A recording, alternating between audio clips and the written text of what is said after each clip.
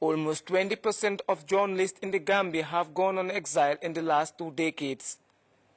Many had left on self-exile, whilst those who remained in the country had to abide by the laws restricting their freedom.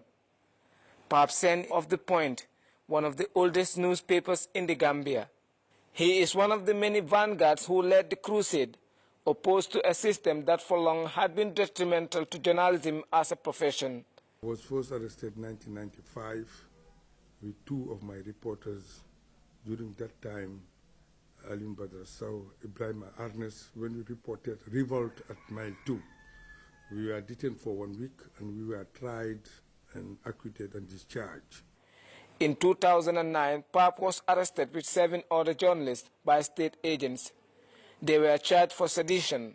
However, after 2 months at the state central prison, they were released.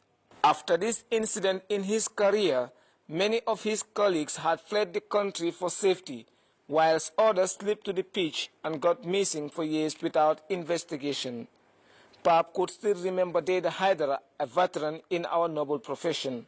During the past regime, we suffered a lot. There was not an enviable environment because our hands that time were very tightened. The former regime was trying its best to discourage us not to do the job. His Excellency President Adama Barrow has broken those barriers with his manifestos. With a functional government, the regime seeks to promote press freedom and responsible journalism.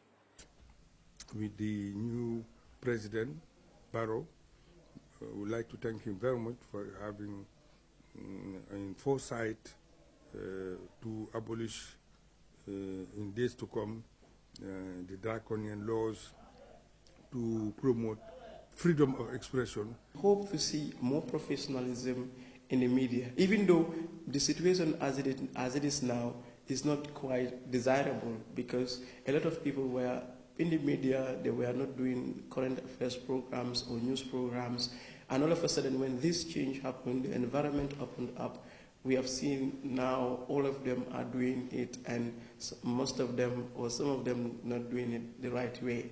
But that's a challenge on us, the GPU, to take it up with them and to come up with more training programs, with more outreach programs, so that we will all be on the same page in terms of the professional standards that we have in this country. A country that has been globally criticized for its lack of respect for human rights and press freedom is now restored to democracy and good governance, allowing journalists to effectively carry out their functions as the fourth estate of the government.